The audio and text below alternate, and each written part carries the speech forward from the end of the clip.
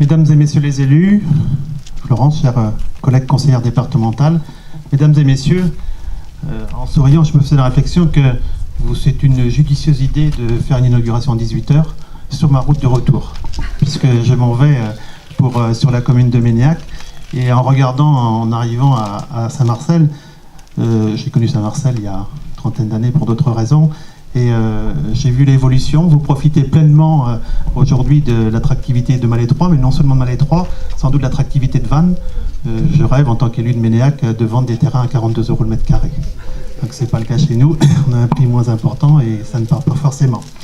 Je disais tout à l'heure à votre adjoint qu'au niveau scolaire, vous avez 1100 habitants pour 110 élèves, plus ceux qui font le choix également par le biais communautaire d'être dans l'école publique sur Malétroit. Donc ça vous fait 140 élèves pour 1100 habitants. Ça montre également le dynamisme d'une commune. Ça montre également que vous faites le bon choix en investissant pour l'avenir, mais en faisant le bon choix également sans oublier votre passé. Et tout le monde sait ici qu'à Saint-Marcel, le passé, ça veut dire quelque chose. Je crois également que dans beaucoup d'endroits, on devrait se nourrir du passé pour mieux préparer l'avenir. Vos choix, un choix sur le premier, un choix de terrain multisport.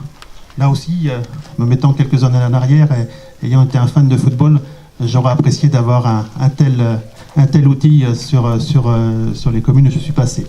Le choix également de faire ici, pour garder vos enfants, sur le lieu de vie du centre-bourg, le choix de faire une garderie périscolaire. Et on sait aujourd'hui, quand on voit les horaires des travails pour les parents, combien il est important d'avoir des amplitudes horaires le matin et le soir. C'est pas toujours facile, mais également de donner un lieu de vie pour que la garderie périscolaire soit présente dans le centre-bourg. Vous avez également, dans votre réflexion, bien intégré également la nécessité d'aménager un centre-bourg. Je crois que le premier projet n'était pas forcément d'amener le terrain multisport sur centre-bourg, mais je trouve qu'il trouve pleinement sa place dans ce bourg de Saint-Marcel.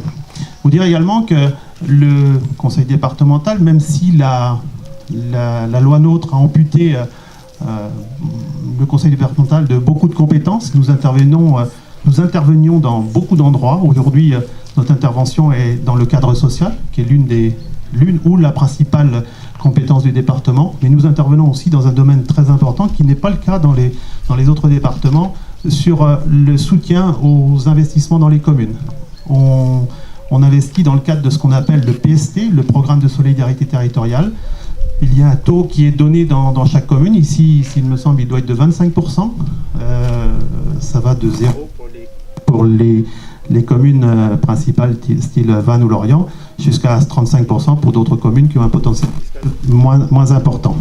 Donc vous avez optimisé ici la subvention du département. J'en profite également parce que les services du département sont représentés ici.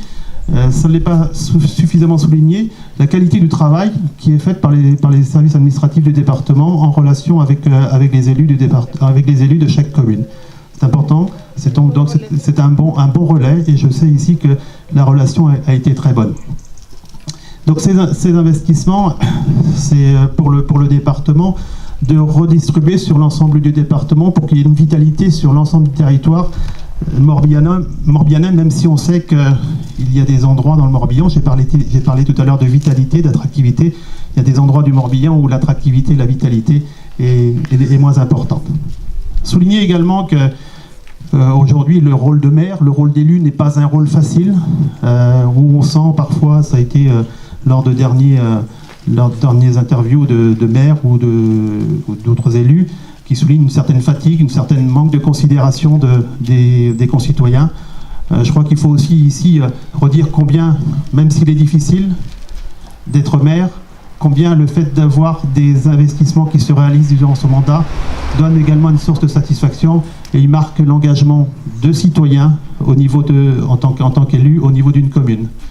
Vous avez sans doute également un œil, et je fais confiance à votre adjoint aux finances, pour que l'investissement qui est fait, c'est également le résultat de ce qui a été économisé il y a quelques années, mais c'est également être garant pour l'avenir, parce qu'un élu n'est que de passage, et que c'est souvent des contrats à durée déterminée, et qu'il faut aussi que, enfin c'est mon sentiment, il faut aussi que la situation que l'on laisse en fin de mandat soit également une situation qui permette à ceux qui suivent de réaliser également des investissements dans l'intérêt des citoyens de la commune.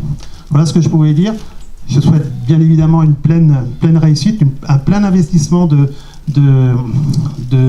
d'utilisation de ces deux réalisations. Ce sont des choses qui ont été réalisées. Vous avez parlé tout à l'heure également lors du premier discours de la nécessité d'avoir un règlement.